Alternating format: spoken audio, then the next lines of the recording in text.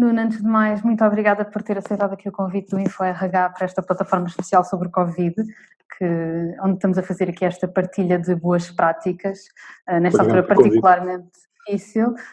Estamos a falar com o Nuno Miguel Ribeiro Ferreira, diretor de Recursos Humanos da EFASEC.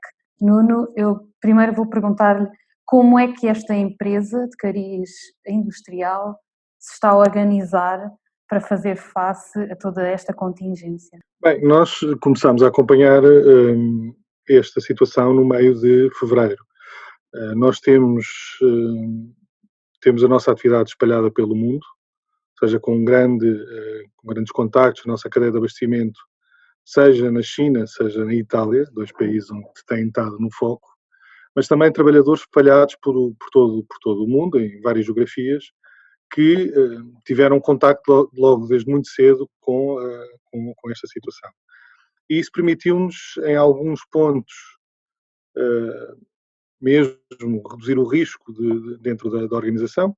Eu recordo-me que ainda a meio de fevereiro nós impedimos, entre aspas, a realização de algumas viagens ao norte da Itália, e na altura estávamos muito ainda no princípio.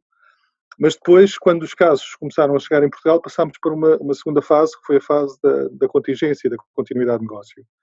Nessa fase, decidimos criar, nós chamamos duas task forces, que basicamente uma tem como objetivo gerir aquilo que se passa no dia-a-dia, acompanhar o que está a acontecer no dia-a-dia da organização, tomando as medidas de prevenção e de contenção que considerar mais adequadas em cada momento.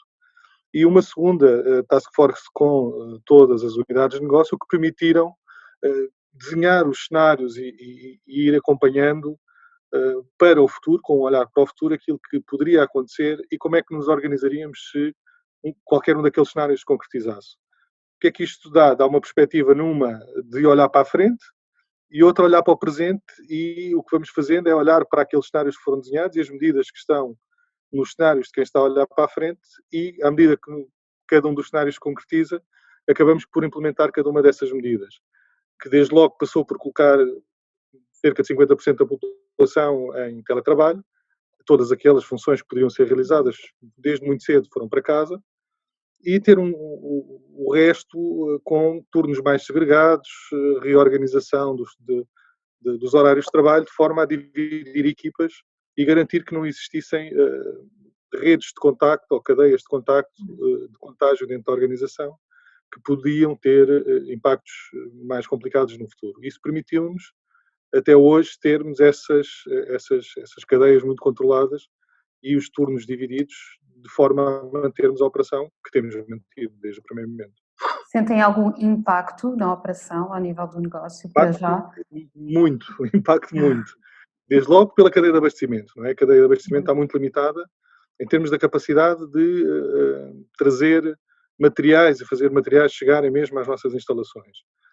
E depois, desde logo, porque muitos dos projetos que estamos a desenvolver em muitas geografias foram sendo suspensos pelos próprios clientes, porque não tinham, os países entraram em quarentena, seja Espanha, seja Itália, França, foram entrando em regimes mais restritivos, muitos projetos em África que também foram congelados, e suspensos neste momento, e isso impediu que as operações continuassem como estava programado. E logo os impactos têm sido muito significativos e muito impactantes até agora.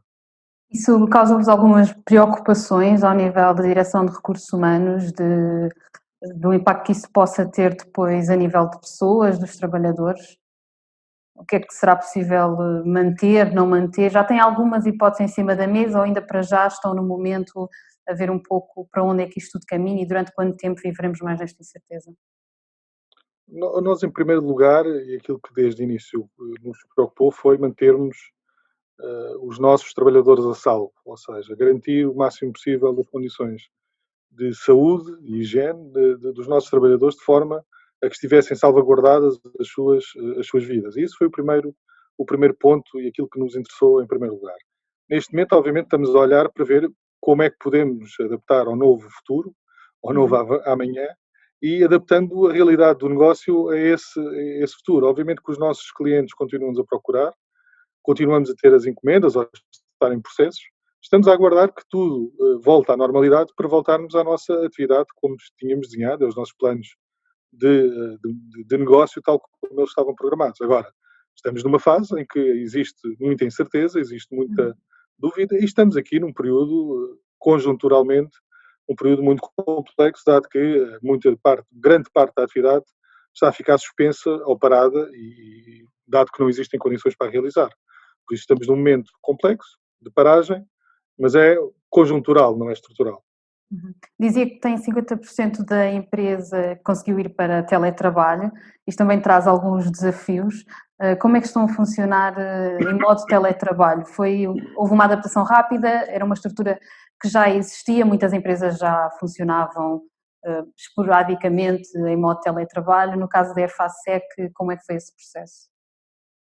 Nós não trabalhávamos ainda, não tínhamos pessoas em teletrabalho, estávamos ainda no desenho dos regulamentos e no desenho interno como é que íamos concretizar essa realidade da empresa. Mas muitas das nossas funções podiam ser realizadas.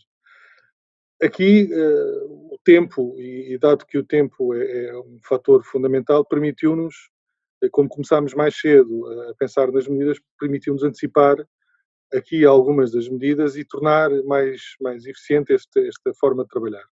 Mas tem sido uma adaptação rápida, acho que todos percebemos a realidade, todos provavelmente flexibilizámos os nossos graus de exigência para que as coisas estivessem todas perfeitas no primeiro dia, e isso permite que a adaptação seja mais rápida, porque ao baixarmos o nosso grau de exigência e percebemos que estamos num momento extraordinário, também nos adaptamos de forma extraordinária e conseguimos que as coisas corram com normalidade. E é isso que tem acontecido. As pessoas têm se conseguido adaptar e transformar o seu trabalho de forma a que a atividade continue o mais normal possível. A nível de comunicação, tem sido fácil comunicar, manter a comunicação, ainda por mais visto que era uma empresa que ainda não estava propriamente adaptada ao trabalho remoto. Como é que funciona a comunicação entre os diferentes departamentos, equipas e tudo mais? Acho que, para já, as equipas entre si foram-se organizando. A equipa de recursos humanos, por exemplo, reúne-se todos os dias às 9 da manhã e temos para nos falarmos uns com os outros, vermos uns e outros o que é que está a acontecer e o que é que vai acontecer naquele dia, e isso permite manter contacto. Não por esta ferramenta, mas através de outra ferramenta de teletrabalho e de videoconferência, de web meeting, conseguimos todos os dias estar juntos, embora separados, obviamente, em cada um nos seus sítios. Mas isto tem sido transversal a toda a organização, seja com a comissão executiva, seja entre direções, acabamos por ter o mesmo ritmo de conversas, provavelmente mais curtas, porque são mais eficientes, digamos assim, mas elas continuam a existir.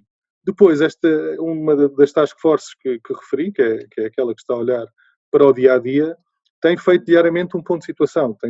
Diariamente temos comunicado para dar conta aos trabalhadores daquilo que são as novidades, quais são as medidas que tomamos, o que é que vamos fazer para a frente, qual é a realidade dentro da empresa, o que é que está a acontecer, e isso permite que toda a gente perceba em que ponto estamos e como é que as coisas estão a evoluir. Neste momento é muito importante a transparência, não é? É um momento de crise. É muito importante a transparência total. Temos que ser muito claros naquilo que está a acontecer, de forma a que as pessoas não tenham dúvidas e não considerem que podemos estar a esconder ou não esconder qualquer elemento.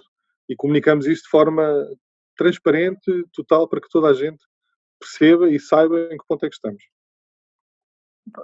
Como é que sentem a motivação dos colaboradores? Estamos num momento difícil em que toda a gente está preocupada, primeiro com a saúde, segundo com os familiares, terceiro com a manutenção dos postos de trabalho, que ainda não sabem qual vai ser o impacto de tudo isto, não é? Ainda para mais, por exemplo, no caso da EFASEC, estamos a falar também de uma empresa que trabalha não só em Portugal, muito fora, vários pontos do país, então, num momento, ou seja, uma empresa que é o espelho deste nosso mundo globalizado.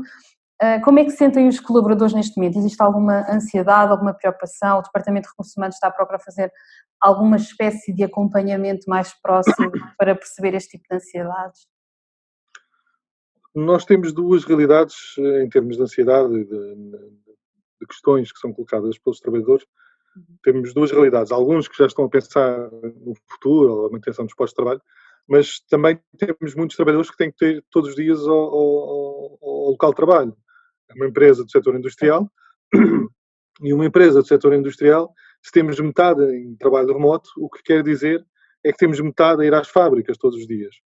E essa população tem preocupações diferentes, tem ansiedade por ter que sair de casa, por ter medo em relação à sua saúde, e aí temos acompanhado, a Direção de Recursos Humanos tem estado também no terreno, para falar com as pessoas, para conseguir explicar, para conseguir acompanhar as autoridades de saúde e mostrar que é seguro estar a trabalhar, tanto quanto possível, mostrar aquilo que devem ser as práticas, e aí temos estado muito no terreno, para também as pessoas perceberem que estão acompanhadas.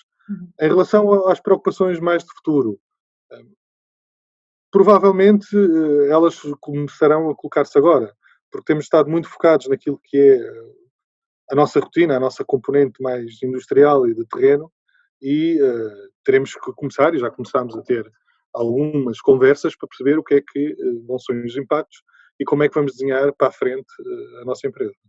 Ok. Nuno, uma última questão. Pergunto-lhe, esta crise trouxe toda esta nova experiência do trabalho remoto, diferentes ligações, diferentes maneiras de nos relacionarmos com o trabalho. Enquanto diretor de recursos humanos e trabalhador nesta área já há muito tempo, acha que isto trará uma nova realidade ao nível da gestão de pessoas daqui para a frente? Imaginemos hipoteticamente que voltaremos a ter um normal igual ao que tínhamos antes. Isto trouxe mudanças, desde logo, à maneira como nós trabalhamos? Trouxe mudanças, acho que para já, em primeiro lugar, ficou claro para todas as pessoas que a componente de trabalho remoto e aqueles receios que existiam ainda em algumas empresas se esbateram muito rapidamente, ou seja, quando foi uma imposição e funcionando, percebemos que é uma possibilidade e que pode vir a ser mais alargado e ser utilizado de forma mais intensiva nas organizações. Mas também, e provavelmente, isto será uma componente posterior, as pessoas também, a componente de estar juntos e de podermos partilhar no mesmo espaço aquilo que são experiências, aquilo que é o dia-a-dia, é algo que vai reforçar e que vai ter o seu peso muito incrementado a seguir, porque acho que vamos ter todos saudades de estar nos nossos postos de trabalho e de conviver com aqueles que são os nossos colegas e de sairmos de uma porta e falarmos com a direção que está ao lado, e isso continua a ser um componente muito importante. Ou seja, provavelmente aceleramos muito a digitalização e o contacto à distância com pessoas. Nós já o fazíamos, seja em recrutamento, seja noutras componentes. Estamos a acelerar a digitalização naquelas áreas em que estavam menos tecnológicas, digamos assim. Mas não sei se vamos ter impactos estruturais em termos na gestão das pessoas. As pessoas continuam-se a gerir com o contacto entre pessoas, seja através de um computador, seja olhos nos olhos e cara a cara, em proximidade. Esse contacto será determinante para o futuro. Okay. Nuno, muito obrigada pelo seu contributo e pela sua partilha aqui para o InfoRH. E bom trabalho. Obrigado.